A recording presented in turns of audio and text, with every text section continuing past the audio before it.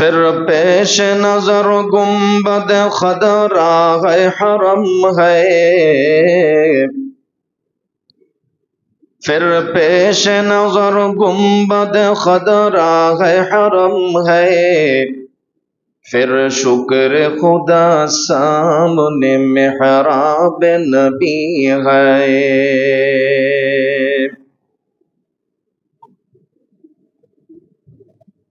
रग रग में मोहब्बत हो रसूल अरबी की,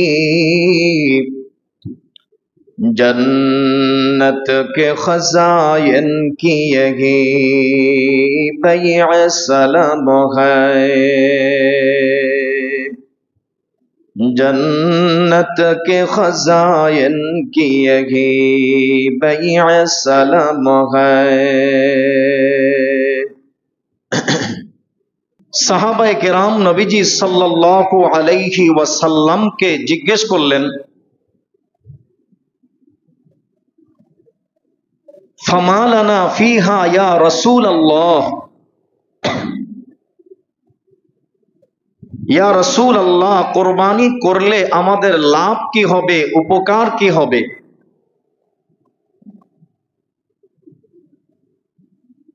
সাহাবায়ে কেরামকে নবীজি উত্তরে বললেন, ক্বালা বিকুল্লি শাওরাতিন হাসানাহ, নবীজি বললেন তুমি যেই পশুটা কোরবানি করবা, তোমার ওই পশুর প্রতিটি পশমের পরিবর্তে আল্লাহর তরফ থেকে তোমাকে নেকি প্রদান করা হবে।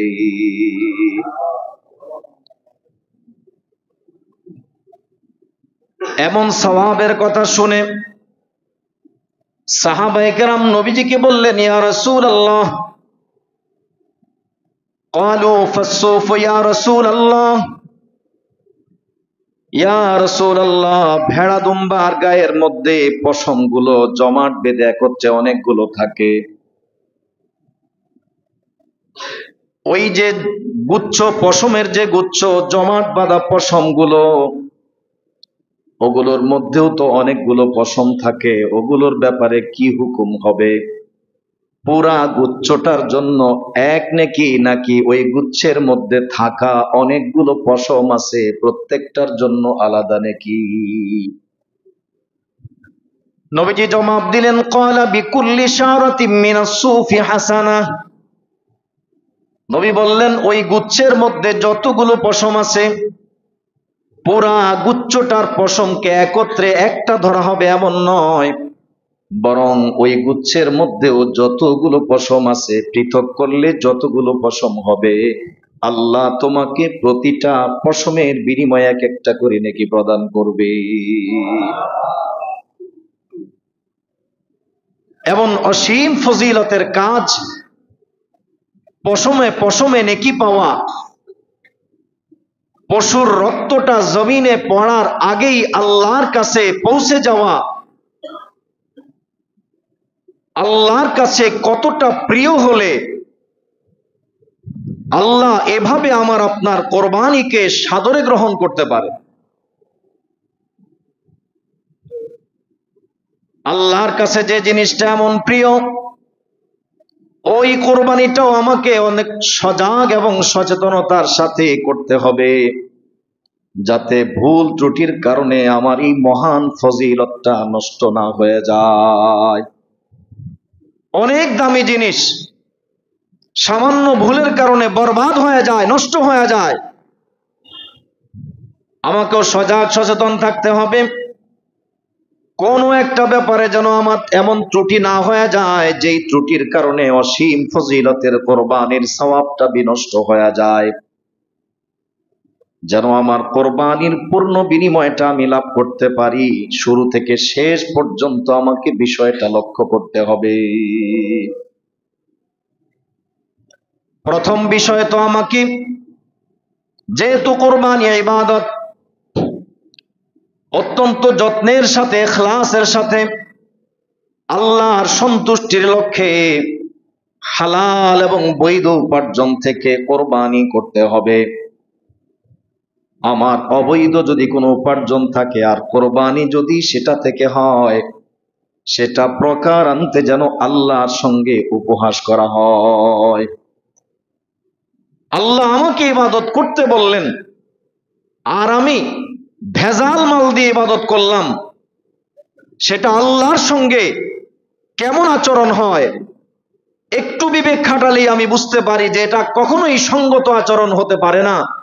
রব আমাকে মাল সম্পদ দান করেছেন, ওই বৈধ সম্পদ থেকে আমাকে কোরবানি করতে হবে। কাজে আমার মালটা হালাল হওয়া চাই, পবিত্র হওয়া চাই। হালাল এবং পবিত্র মাল থেকে, পবিত্র উপার্জন থেকে আমাকে কোরবানি করতে হবে। এর জন্য আমাকে বড় পশু কোরবানি করতে হবে এমনটা নয়। আমার হালাল অর্থের পরিমাণ যদি কম হয়, আমি ওই কম পয়সা দিয়ে একটা বকরি, একটা ছাগল, একটা ভেড়া বা দুম্বা যদি কোরবানি করি, তাহলে এই কোরবানিটাই আল্লাহর কাছে অধিক প্রিয় হবে। এর জন্য আমাকে বিশাল বড় গরু, মহিষ, উট কোরবানি করতে হবে এমন নয়। হ্যাঁ, যদি আল্লাহ পাক আমাকে তৌফিক সামর্থ্য দেন, আমার কাছে যদি বেশি তৌফিক আর সামর্থ্য থাকে, যেহেতু এই নির্দিষ্ট সময়ের পরে আর এই ইবাদতটা করার সুযোগ থাকে না, নির্দিষ্ট মেয়াদের মধ্যেই কোরবানিটা করতে হয় এবং আল্লাহর কাছেও অত্যাধিক প্রিয়। কাজেই যার বেশি তৌফিক আর সামর্থ্য আছে, সে চেষ্টা করবে তৌফিক সামর্থ্য মতো বড় পশু, বেশি পরিমাণে পশু কোরবানি করার জন্য। সে তার তৌফিক অনুযায়ী করবে। কারণ চাইলেই একটা নির্দিষ্ট সময় পার হয়ে গেলে, জিলহজ মাসের 12 তারিখ পার হলে আর কোরবানি করার তো সুযোগ থাকছে না। কাজেই আমাকে এই 3 দিনের মধ্যেই কোরবানি করতে হবে। আল্লাহর ঘোষণাকৃত এই ফজিলত আমাকে এই 3 দিনের মধ্যেই লুফে নিতে হবে। কাজেই এই নির্দিষ্ট সময়ে যাতে আমি আমার তৌফিক সামর্থ্য মতো কোরবানি করে আল্লাহর কাছ থেকে বেশি সওয়াব অর্জন করতে পারি, এটাও আমার লক্ষ্য থাকতে হবে, যদি ওই রকম সামর্থ্য আল্লাহ পাক আমাকে দিয়ে থাকে।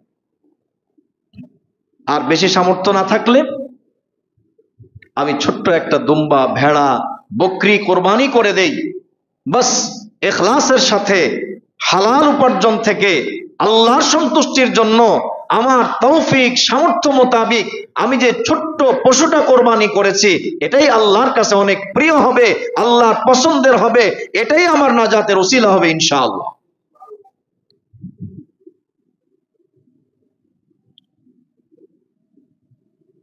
আমাদের দেশে একটা কথা ব্যাপকভাবে প্রচলিত আছে, কোরবানি কার নামে হবে, কার নামে কোরবানি হবে। এটা শুধুমাত্র বলার ভুল, কারণ সকলেই আমরা এই বিষয়টাতে একমত। পশু যখন জবাই করা হয় তখন এটাই বলা হয় বিসমিল্লাহি আল্লাহু আকবার, আল্লাহর নামেই জবাই করা হয়।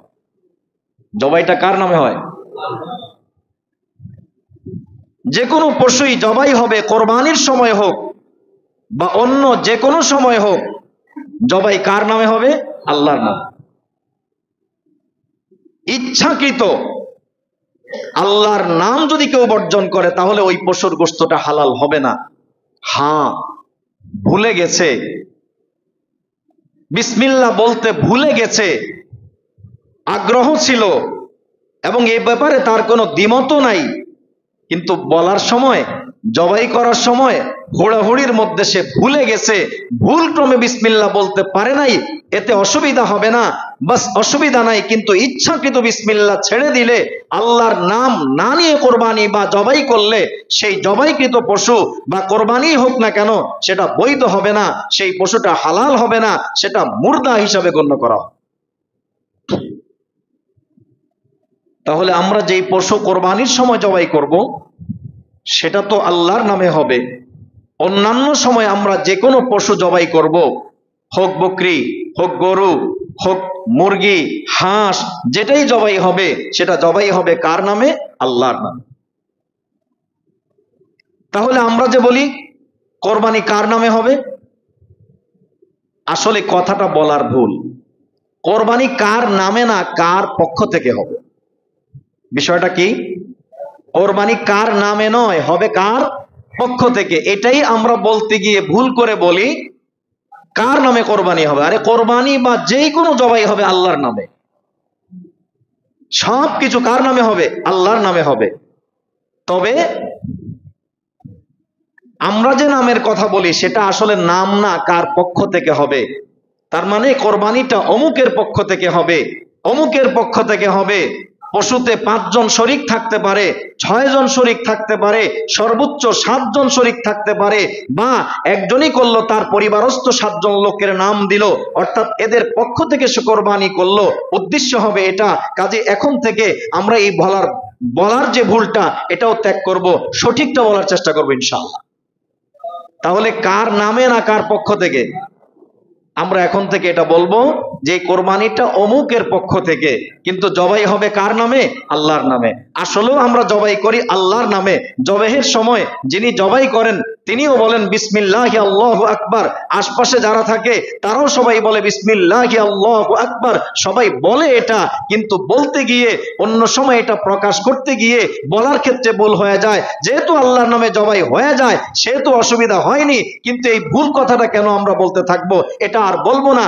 এখন থেকে আমরা এভাবে বলবো যে কোরবানিটা এই কয়জনের পক্ষ থেকে, আমাদের এই কয়জনের পক্ষ থেকে হবে, আর হবে তো আল্লাহর নামে। তাহলে বিষয়টাকে আমরা বুঝতে পেরেছি।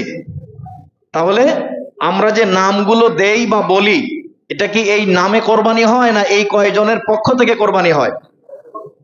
এখন থেকে আমরা এটা বুঝে এইভাবে বলার চেষ্টা করব যে না, আমাদের এই 5 জনের পক্ষ থেকে হুজুর কোরবানিটা হবে। 2 নম্বর বিষয়, এই নামের তালিকা কি পড়ে পড়ে তারপরে হুজুর আয়ত্ত করে তারপরে জবাই করতে হবে? না, এমন কোনো কিছু নয়। আপনি যখন এই পশুটা ক্রয় করেছেন, আপনি যখন এই কোরবানির জন্য পশুটা নির্ধারণ করেছেন, নিশ্চয়ই তখন আপনি মনে মনে বা প্রকাশ্যে এটা স্থির করে ফেলেছেন যে কয়জনের পক্ষ থেকে এই পশুটা কোরবানি হবে, কয়জনের পক্ষ থেকে এই পশুটা জবাই করা হবে, এটা আপনি একটা স্থির করে রেখেছেন। আপনার পক্ষ থেকে ওই নামগুলো চূড়ান্ত করা থাকলেই হবে যে কার কার পক্ষ থেকে দিচ্ছেন, এতটুকুই যথেষ্ট। এটা আলাদা করে নামের তালিকা করে নাম পড়তে হবে, জবাইয়ের সময় এটা বলতে হবে, এমন কোনো বিষয় নয়। তবে আপনার নিয়তটা আপনি ঠিক রাখলেই চলবে। আপনি কার কার পক্ষ থেকে কোরবানি করতে চাচ্ছেন, এই পশুতে আপনারা কয়জন মিলে এই পশুটা আল্লাহর নামে কোরবানি করছেন, উৎসর্গ করছেন, এটা আপনি নিয়ত হিসাবে স্থির করে রাখলেই যথেষ্ট হবে। আলাদা করে লিখে বা বলে সেটা উপস্থাপন করার তেমন কোনো প্রয়োজন নেই।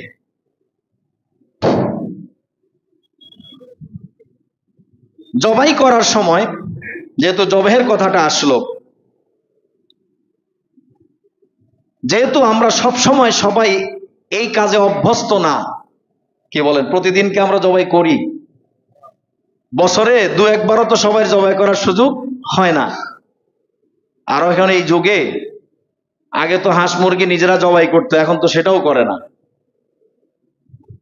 যাই হোক, যেহেতু আমরা এই কাজে অভ্যস্ত নয়, নানা ধরনের প্রশ্ন আমাদের মধ্যে এসে জমা হয় যে এটা কিভাবে, পশুর মাথাটা কোন দিকে হবে, কোন দিকে হওয়া কিভাবে দরকার, এই বিষয়গুলো আমাদের জানা থাকে না। ফলে ওই মুহূর্তে পরস্পর একটা দ্বিধাদ্বন্দ্বের মধ্যে পড়ে যায় যে কি করবে, এখন কি এদিকে ফিরাবো না ওই দিকে ফিরাবো। পশুর মাথাটা থাকবে দক্ষিণ দিকে। কোন দিকে থাকবে? দক্ষিণ দিকে থাকবে। আর কেবলামুখী তো থাকবেই, তাহলে দক্ষিণ দিকে তার মাথাটা থাকবে, উত্তর দিকে তার পা এগুলো থাকবে, আর পশুর মাথাটা কেবলামুখী রেখে এরপরে জবাই করতে হবে। এই বিষয়টা একটা বিষয় মনে রাখতে হবে। জবাই করার সময় পশুর রগ কয়টা কাটতে হয়? মূলত এখানে 4টা রগ থাকে, 4টা বিষয়। 2 পাশে 2টা মোটা রগ থাকে, আর খাদ্যনালী এবং শ্বাসনালী, এই 2টা, মোট 4টা জিনিস এখানে থাকে। কয়টা জিনিস? আসলে এই 4টা বিষয় লক্ষণীয়। এই 4টার মধ্য থেকে শ্বাসনালী, খাদ্যনালী এবং 2 পাশে থাকা 2 রগের কমপক্ষে একটা রগ কাটতে হবে, তাহলে প্রবাহিত রক্তটা বের হবে। আর নচেত এই জবাইটা গ্রহণযোগ্য হবে না। এই চারটার মধ্যে শ্বাসনালী, খাদ্যনালী, পাশাপাশি দুই পাশে থাকা যে দুইটা মোটা মোটা রগ আছে, এর অন্তত একটা রগ কেটে যেতে হবে। দুইটা কাটলে তো ভালোই, তাহলে পরিপূর্ণ হলো, কোনো কিছুই বাকি রইল না। তবে ওই দুইটার একটা কেটে গেলেও আলহামদুলিল্লাহ কোরবানি হয়ে যাবে বা পশু জবাই হয়ে যাবে, কারণ পশুর ভিতরে থাকা যে প্রবাহিত রক্ত আছে এটা তখন বের হয়ে যাবে। আর এই দুই রগ যদি না কাটে, তাও একটাও যদি না কাটে, তাহলে ভেতরের প্রবাহিত রক্ত এটা বের হবে না। যতক্ষণ পর্যন্ত এটা বের হবে না, ওই পশুটা মুর্দা হিসাবে গণ্য হবে। এটার জবাইটা প্রকৃত অর্থে ইসলামী শরিয়া হিসাবে জবাই যাকে বলে, সেই শরীয়ত অনুমোদিত জবাইয়ের কাতারে সেটা পড়বে না। তাহলে এখানে কয়টা জিনিস থাকে? চারটা জিনিস থাকে। লক্ষণীয় হলো চারটা জিনিস। থাকবে তো আরো ছোটখাটো অনেক কিছু থাকতে পারে, সেটা আমার লক্ষণীয় না। লক্ষণীয় চারটা বিষয়: খাদ্যনালী, শ্বাসনালী, আর দুই পাশে থাকা দুইটা মোটা রগ থাকে। এই চারটা জিনিস আমাকে জবাই করতে গেলে এই চারটা পরিপূর্ণ করে কাটলে পূর্ণাঙ্গ জবাই হলো। আর যদি এর মধ্য থেকে শ্বাসনালী, খাদ্যনালী আর ওই দুইটা রগের একটাও যদি কেটে যায়, তাহলে জবাই হয়ে যাবে। এই পশুটা আর মানে মুর্দা হিসাবে গণ্য করা হবে না। আর এর চেয়ে যদি কম হয়, তাহলে জবাইটা পূর্ণাঙ্গ হবে না, কারণ এই পশুর ভিতরে প্রবাহিত রক্তটা রয়ে গেছে। এজন্য এই বিষয়টা আমাদেরকে খেয়াল করতে হবে, যাতে খাদ্যনালী, শ্বাসনালীর পাশাপাশি দুইটা রগের কমপক্ষে একটা রগ অন্তত কেটে যায়, তাহলে জবাইটা পূর্ণাঙ্গ হবে। বিষয়টা বুঝতে পেরেছি আমরা? জবাইয়ের ক্ষেত্রে ধারালো অস্ত্র ব্যবহার করা। অনেকে বলে 2.5 পোছে জবাই করতে হয়। পোছের কোনো সংখ্যা এমন কোথাও নেই, তবে এতটুকু উৎসাহিত করা হয়েছে, একটা প্রাণী তার জীবনটা বিসর্জন দিচ্ছে, আল্লাহ তাকে আমার আপনার জন্য হালাল করেছেন, এই প্রাণীটার জীবন চলে যাচ্ছে, কতটা কষ্ট তার হচ্ছে, এটা একটু অনুভব করা। সেই হিসাবে অন্তত চেষ্টা করা ধারালো অস্ত্র দিয়ে দ্রুত সময়ে যেন জবাইটা হয়ে যায়, তাহলে পশুটা কষ্ট কম পাবে। আর যত বেশি আপনি পচাবেন, যত ভোতা ছুরি দিয়ে জবাই করবেন, ততই পশুটার বেশি কষ্ট হবে। কাজেই এই বিষয়টা লক্ষ্য করতে হবে, ধারালো অস্ত্রের মাধ্যমে দ্রুত সময়ের মধ্যে জবাইটা করা, যাতে পশুর কষ্টটা কম হয়। এই ক্ষেত্রে 2 পোষ হবে না 2.5 পোষ হবে না 3 পোষ হবে, এটা আসলে মুখ্য কোনো বিষয় নয়। ধারালো অস্ত্রের মাধ্যমে দ্রুত সময়ের মাধ্যমে যেন জবাইটা হয়ে যায়, এই বিষয়টা আমাকে লক্ষ্য করতে হবে। কোরবানির এই পশু, একটা প্রশ্ন অনেকের থাকে, কোরবানির সঙ্গে আকিকা এবং কোরবানি দুইটাকে একত্রে করার সুযোগ আছে কিনা? রাসূলুল্লাহ সাল্লাল্লাহু আলাইহি ওয়াসাল্লাম কোরবানিকেও যেমন নুসুক বলেছেন, পাশাপাশি নবীজি সাল্লাল্লাহু আলাইহি ওয়াসাল্লাম আকিকাকেও নুসুক একই নামে অভিহিত করেছেন। কোরবানিকে যেমন হাদিসের ভাষায় নুসুক বলা হয়েছে, ঠিক আকিকাকেও নবীজি নুসুক বলেছেন। যেমন মুসান্নাফে ইবনে আবি শাইবা, মুয়াত্তা মালিকের মধ্যে একটি বর্ণনা, হাদিসের বর্ণনা এসেছে, নবীজি সাল্লাল্লাহু আলাইহি ওয়াসাল্লাম বলেন, মা ওয়ালিদা লাকু ওয়ালাদুন ফাআহাব্বা আন ইয়ানসুকা আনহু ফালইয়াফআল। কাউকে যদি আল্লাহ কোন সন্তান দান করেন, আর যদি সে তার পক্ষ থেকে নুসুক করতে চায়, যেই নুসুক কোরবানিকেও বলা হয়, নবীজি একই শব্দ কোরবানির বেলায় যেটা ব্যবহার করেছেন, আকিকার ক্ষেত্রেও একই শব্দ ব্যবহার করেছেন। তাহলে কোরবানি, আকিকা, নুসুক, দোনোটাকে নবীজি নুসুক বলে আখ্যায়িত করেছেন। যেভাবে একাধিক ব্যক্তির হওয়া তো উচিত ছিল, প্রত্যেক ব্যক্তির পক্ষ থেকে এক একটা করে পশু আলাদা হওয়া, আলাদা আলাদা পশু হওয়া, তাহলেই না সে আল্লাহর জন্য একটা পশু উৎসর্গ করলো। 7 জনে, 5 জনে, 4 জনে করলে তো 4-5 জনের পক্ষ থেকে মাত্র একটা হলো। উচিত তো ছিল বাহ্যত দৃষ্টিতে এটা। ওইভাবে ওইখানে যেমন একাধিক ব্যক্তির পক্ষ থেকে একটা পশু কোরবানি দেওয়ার বৈধতা ইসলামে দেওয়া হয়েছে, ঠিক একাধিক নুসুক অর্থাৎ আকিকা এবং কোরবানি, এটাকেও একত্রে করার সুযোগ ইসলামে রয়েছে। যদি আলাদা করে তাহলে তো ভালো কথাই, নূরুন আলা নূর, সবচেয়ে ভালো। কোরবানি প্রত্যেক ব্যক্তি পৃথক করা যেমন সবচেয়ে ভালো, একত্রে না কইরা প্রত্যেকে আলাদা আলাদা পশু জবাই করলো, এটা যেমন ভালো, ঠিক কোরবানি, আকিকা আলাদা করলো, এটাও ভালো। তবে একাধিক ব্যক্তির কোরবানি যেভাবে একত্রিত করার সুযোগ আছে, এক পশুতে একাধিক ব্যক্তি যেমন অংশগ্রহণ করতে পারে, নুসুক হওয়ার কারণে কারণে, কারণ প্রত্যেকেরটাই হচ্ছে কোরবানি, এই কারণে প্রত্যেকে একত্রিত হওয়ার সুযোগ আছে। এই কারণে এই দিকটাও কোরবানি এবং আকিকাও যেহেতু নবীজি নুসুক বলে আখ্যায়িত করেছেন, জিনিস একই বলে সাব্যস্ত করেছেন, এই কারণে একই পশুর মধ্যে কোরবানি এবং আকিকাও জমা হওয়ার সুযোগ আছে, একত্রে করার বৈধতা আছে, কোনো অসুবিধার কিছু নেই। আরেকটি বিষয় হলো জবাইকৃত এই পশুর কোন কোন জিনিস খাওয়া যাবে আর যাবে না,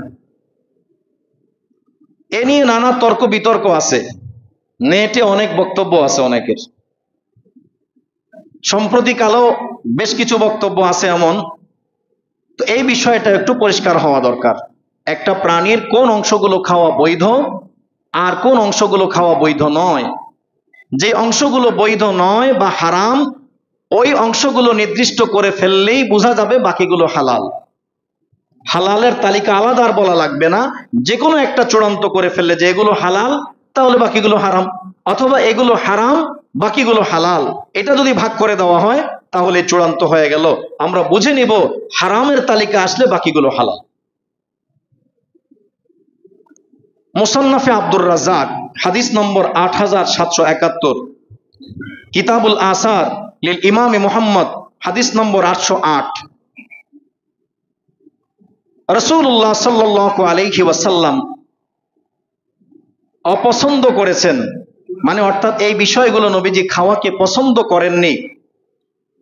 কারিহা রাসূলুল্লাহ সাল্লাল্লাহু আলাইহি ওয়াসাল্লাম মিনাশ শাতি সাবআন, নবীজি সাল্লাল্লাহু আলাইহি ওয়াসাল্লাম বকরির মানে একটা পশুর জবাইকৃত পশুটা থেকে 7টা জিনিসকে অপছন্দ করেছেন। 7টা জিনিস খাওয়া নবীজি পছন্দ করেননি, অর্থাৎ এই বিষয়গুলো খাওয়া অপছন্দনীয়, মানে এগুলো না জায়েজ। আল মারারাতা, 1 নম্বর হলো পিত্তথলি, পিত্ত, এটা খাওয়া যাবে না। 2 নম্বর ওয়াল মাসানা, মূত্রথলি, এটাও খাওয়া যাবে না। 3 নম্বরে ওয়াল গোদা, গোদা বলা হয় চামড়া আর গোশতের মাঝখানে গোশতের দলা এবং টুকরা হয়ে যায়। এই যে গোশতপিণ্ড জমাট বাঁধা, যে আলাদা গোশতের যেই টুকরাগুলো জমাট বাঁধা, যে টুকরা টুকরাগুলো হয়ে যায়, এটাকে আরবিতে বলে গোদা, মাংসপিণ্ড বা গোশতপিণ্ড বলে, এটা না জায়েজ, এটাও হারাম। 4 নম্বর হলো আল হায়া, অর্থাৎ পশুগুলার মধ্যে নর থাকে মাদি থাকে, নর এবং মাদি উভয়টার গুপ্তাঙ্গ, এটাও না জায়েজ। এখানে 2টা, নরের ক্ষেত্রে গুপ্তাঙ্গ, মাদা প্রাণীর ক্ষেত্রে গুপ্তাঙ্গ, এই উভয়টার গুপ্তাঙ্গ খাওয়াটা নিষেধ, এটাও হারাম। এখানে হলো 2টা।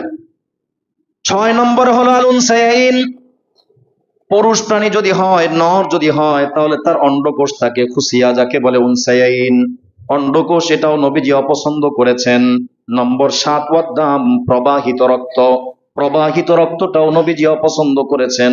শুধু নবীজি নয়, কোরআনে পাকের মধ্যে আল্লাহ পাক আউদামাম মাসফুহা, প্রবাহিত রক্তকে আল্লাহ পাক স্পষ্ট কোরআনের আয়াত নাজিল করে হারাম করেছেন।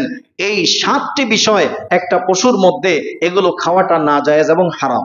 কয়টা বিষয় মনে থাকবে তো? 1 নম্বর পিত্তথলি, 1 নম্বর কি, ভালো করে মুখস্থ করে নেন। 1 নম্বর কি? পিত্তথলি। 2 নম্বর হলো মূত্রথলি। 3 নম্বর চামড়া গোশতের মাঝখানে আলাদা যেই গোশত পিণ্ড থাকে, জমাট বাঁধা দলা হয়ে থাকে গোশত, ওই জমাট বাঁধা গোশত, এটাও হারাম। নম্বর 4 এবং 5 একত্রে নর মাদা পশুর গুপ্তাঙ্গ, এটাও না জায়েজ। নম্বর 6 অন্ডকোষ, এটাও না জায়েজ।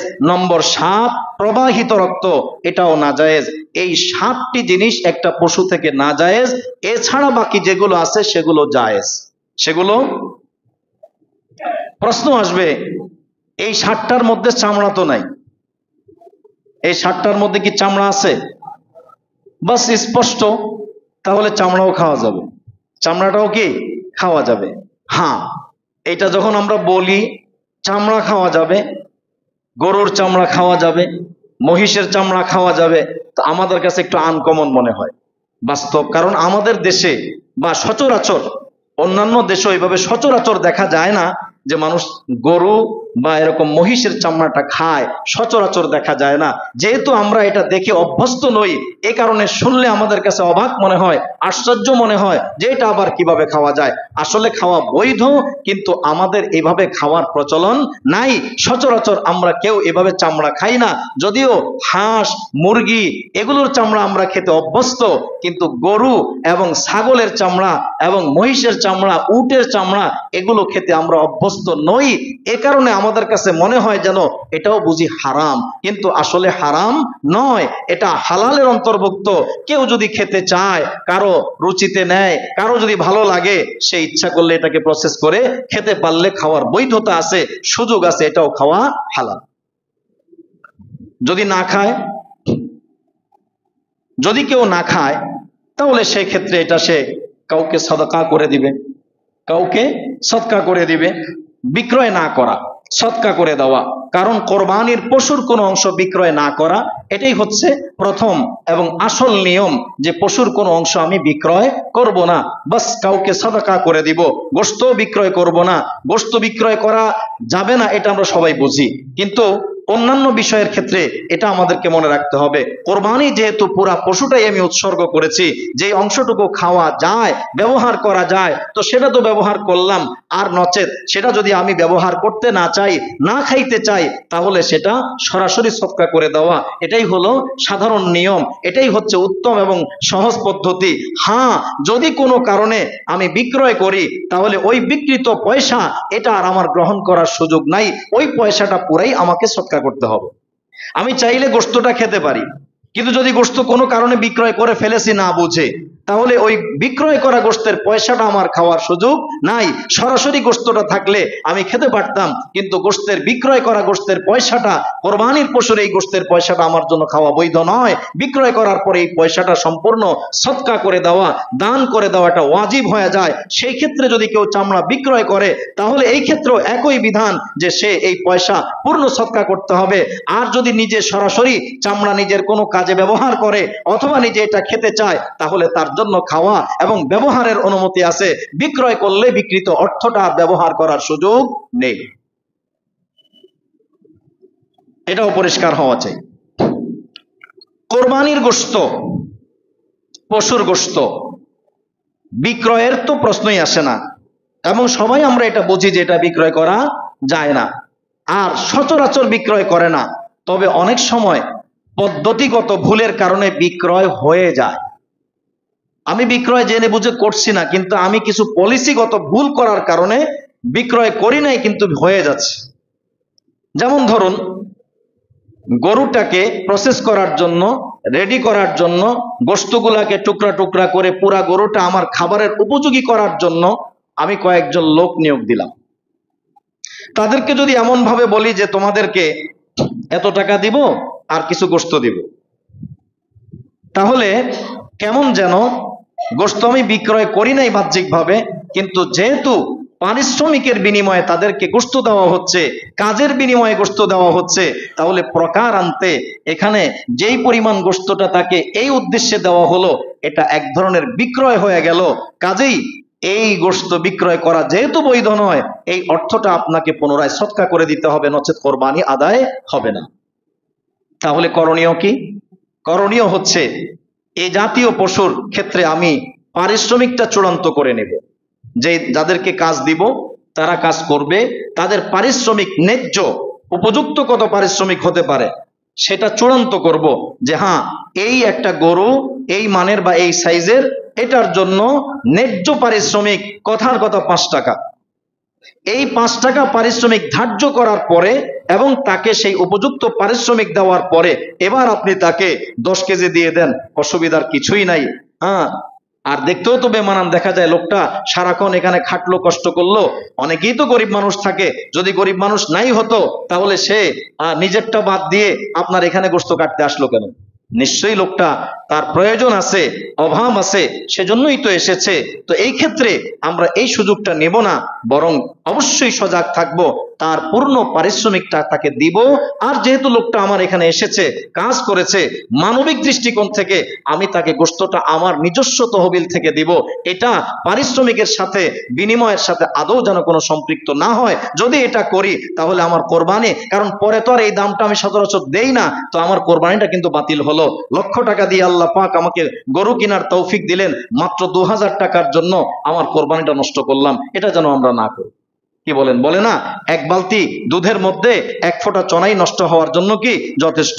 আমি যে 2 লাখ 3 লাখ 5 লাখ মাশাআল্লাহ বিশাল একটা অর্থ ব্যয় করে আল্লাহ তাআলা আমাকে পশু কেনার তৌফিক দিয়েছেন, এই অল্প একটু 2000-3000 টাকার জন্য আমি কোরবানিটা যেন নষ্ট না করি। লক্ষ্য রাখবো যে তাদের পূর্ণ পারিশ্রমিক তাদেরকে দিব, বাস। এরপরে বাড়তি তাদেরকে, আমি তো কত মানুষকে গোশত দিব, তো তারা যেহেতু আজকে ঈদের দিন আমার এখানেই ছিল, আমার কাছেই ছিল, আমার আশপাশেই ছিল, তাদেরও নিশ্চয়ই অভাব আছে, না হলে তো আসতো না। তো ওই মানুষগুলোর প্রতি আমি একটু সদয় দৃষ্টি রাখবো, যে তাদের প্রতিও আমি ওই রকম সদয় দৃষ্টি দিয়ে তাদেরকে গোশত দিব। এই জন্য তারা এখানে কাজ করেছে সেজন্য না, তারা গরিব মানুষ, তাদের পারিশ্রমিক তো তারা পেয়েছে, তাদেরকে আলাদা মানবিক দৃষ্টিকোণ থেকে, মানবিক বিবেচনায় তাদেরকে গোশত দিব ইনশাআল্লাহ। ঠিক আছে তো ইনশাআল্লাহ? এটা পরিষ্কার হওয়া চাই, না হলে এখানে কিন্তু অনেক বড় ভুল হয়ে যায়। আমার লাখ টাকার কোরবানিটা এই ক্ষেত্রে একটু সামান্য ভুলের কারণে আল্লাহর কাছে কবুল হবে না। আমি লাখ টাকা খরচ করলাম, 1-2 হাজার টাকার কৃপণতা কেন করব?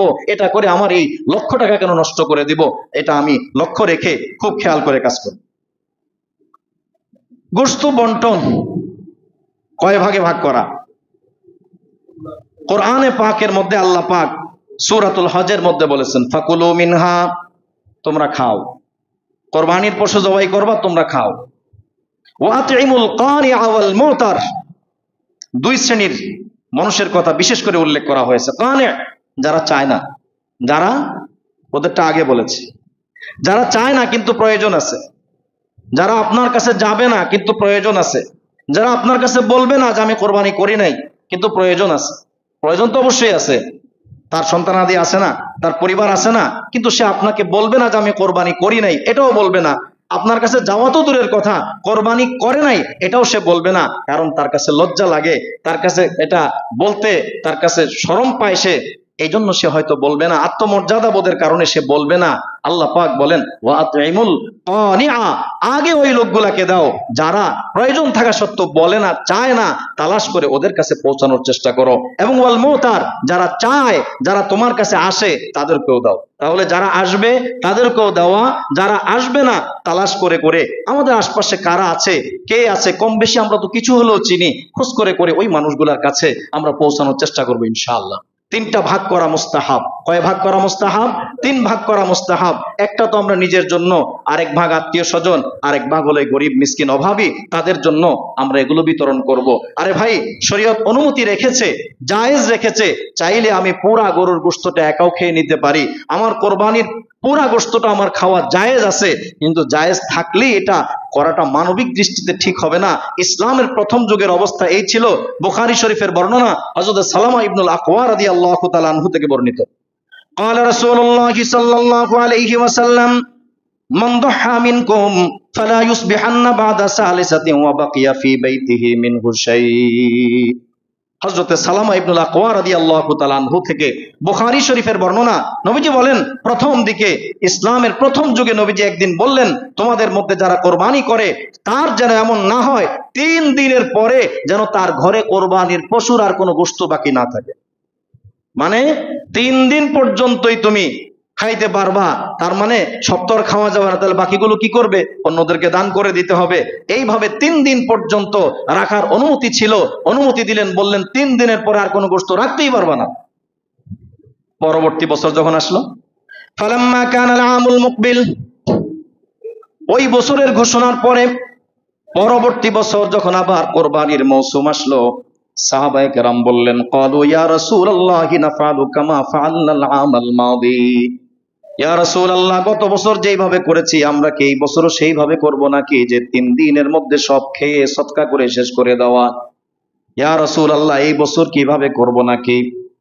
ক্বালা কুলু ওয়াতইমু ওয়াদাখিরু, নবীজি এই বছর নতুন ফরমান জারি করলেন, খাও, অন্যদেরকেও খাওয়াও। ওয়াদ্দাখিরু, প্রয়োজন চাইলে 3 দিনের পরেও তুমি রাখতে পারো, রাখার সুযোগ আছে। আমি ওই বছর যেটা বলেছিলাম, ফাইন্না যালিকাল আমা কানা বিন্নাসি জুহুদুন জাহাদুন, মানুষের অনেক কষ্ট ছিল, মানুষ বড় অভাবগ্রস্ত ছিল, সেই জন্য ওই বছরটা বলেছি 3 দিনের পরে আর যেন কেউ গোশতটা না রাখে, দিয়ে দেওয়ার জন্য বলছিলাম। ফারাদতু আন তুইনু ফিহা, যেহেতু মানুষ বড় কষ্ট অভাবের মধ্যে দিন অতিক্রম করছিল, সেজন্য ওই মানুষগুলার দিক বিবেচনা করে আমি বলেছিলাম ওই বছরের জন্য যে 3 দিনের পরে আর গোশত রাখাটা ঠিক হবে না, এই জন্য 3 দিনের সময়সীমা বেঁধে দিয়েছিলাম, এখন আর সেটা নাই। কাজেই এখন তোমরা চাইলে পরেও খেতে পারো, সুযোগ আছে। সুযোগ দেওয়া হয়েছে, তার অর্থ এই না যে সুযোগ পাইলেই সুযোগটা গ্রহণ করে নেব। আরে ভাই, একটা জিনিস যদি লক্ষ্য করি, যাকে আল্লাহ পাক বিশাল বড় 1টা 2টা 3টা 5টা করে কোরবানি করার তৌফিক দিয়েছেন, সারা বছরও আল্লাহ পাক ওনাকে এভাবে গোশত কিনে খাওয়ার তৌফিক ওনাকে দিয়েছেন। কি বলেন? সারা বছর ওনার সুযোগ আছে, উনি কিনে খেতে পারেন। তবে এটা বলছি না যে পুরাটাই আপনি দিয়ে দেন, একটু খাবেন না, না। আপনি কোরবানি করেছেন, ইসলাম হালাল করেছে, আপনার কোরবানির পশু থেকে অবশ্যই আপনি খাবেন। হ্যাঁ, বাকি চেষ্টা থাকবে এটা যে সমাজে যে মানুষগুলো সারা বছর গোশত কিনে খাওয়ার অনেকেই সুযোগ রাখে না, আপনি তালাশ করে দেখবেন অনেক মানুষ এমন আছে, কারণ 750-800 টাকার গোশত, 1 কেজি গোশত, পরিবারের সদস্য কয়জন, হ্যাঁ, 1 কেজি গোশত কিনলে হয়ও না। তো এইভাবে অল্প আয়ের একজন মানুষ, সে এইভাবে কিন্তু বছরে বিভিন্ন সময় ইচ্ছা থাকলেও তার ইচ্ছাটা পূরণ করতে সুযোগ পায় না, তার সন্তানাদির আশা থাকলেও তারা সন্তানদের সেই আশাটা মেটাতে পারে না। অনেক ক্ষেত্রে তারা বুকে একটা চাপা কষ্ট তাদের ভিতরে থাকে। আজকে আল্লাহ পাক আপনাকে যে কোনো একটা ইবাদতের মাধ্যমে, সওয়াবের মাধ্যমে একটা বিশাল সুযোগ করে দিয়েছে।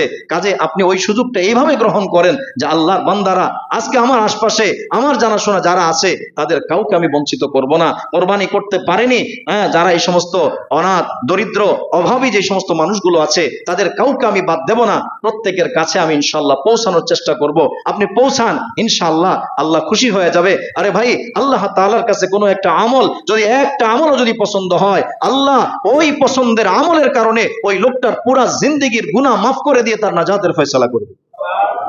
এমন ঘটনা আছে না? কুকুরকে পানি পান করানোর কারণে বেশ্যা মহিলাকে আল্লাহ তাআলা মাফ করে দিয়েছেন। কুকুরকে পানি পান করানো, বুখারী শরীফের বর্ণনা।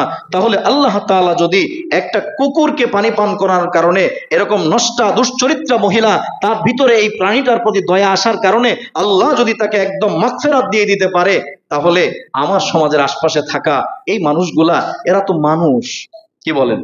এরা তো মানুষ, আশরাফুল মাখলুকাত। এই গরিব মানুষগুলা যদি আমি এদের কাছে একটু, আমার আজকে তৌফিক আছে, তৌফিক মোতাবিক মনের আনন্দে যে আমি আজকে এটা বিলিয়ে দিব, যতটুকু থাকে থাকুক, না থাকে না থাকুক, তারা তো অন্য সময় খেতে পারে না, আজ আমি তাদেরকে চেষ্টা করব আমার সাধ্য মোতাবেক দিয়ে দেওয়ার জন্য। হতে পারে আপনার এই মানসিকতা আল্লাহর কাছে পছন্দ হয়ে যাবে, আল্লাহর কাছে ভালো লাগবে, হয়তো এই বছরের কোরবানিটা আপনার নাজাতের উসিলা হয়ে যাবে ইনশাআল্লাহ। এজন্য আমরা এই বিষয়গুলো খুব সজাগ থাকব, যাতে সুন্দরভাবে আমরা এই দিনগুলোতে বন্টনের ক্ষেত্রে 3 ভাগ তো বলা হয়েছে, আমি চেষ্টা করব যত সম্ভব দিয়ে দেওয়ার জন্য। যার তৌফিক আছে তার জন্য বলছি, যার ছোট কোরবানি অল্প, আপনি সেখানে চেষ্টা করেন 3 ভাগের 1 ভাগ অন্তত বিতরণ করার জন্য। এভাবে আপনি চেষ্টা করুন। যার বেশি আছে তাদেরকে বলছি, আলহামদুলিল্লাহ অনেকের সঙ্গে কথাও হয়েছে, অনেকের সে মানসিকতাও আছে, এবং বেছে বেছে তালিকা করে করে তারা আশপাশে চেষ্টা করে দেওয়ার জন্য তাদেরকে সাধুবাদও জানাই, এবং তাদের এই আগ্রহটা যেন আরো বৃদ্ধি পায়, এবং তারা যেন আরো বেশিভাবে উদ্যোগী হয় এবং সকলের জন্য এই কাজটা করে, তাদেরকে উৎসাহিত করব আমরা, এবং তাদের জন্য দোয়া করব আল্লাহ পাক তাদের সম্পদের মধ্যে বারাকা দান করে, যেন তারা এই ধরনের কাজগুলো আরো বেশি করতে পারে, বলি আমিন।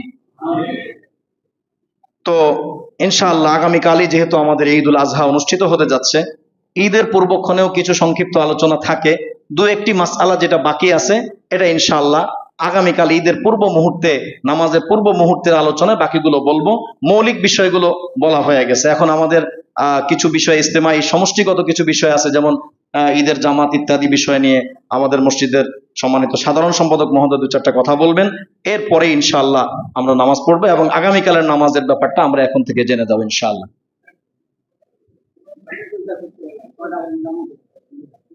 জামাতের কথা আর কি কয়টায় হতে পারে জিজ্ঞেস করতেছেন আর কি? অন্যান্য সময় সাধারণত কোন সময় হয়ে থাকে আমাদের এখানে? কয়টায়?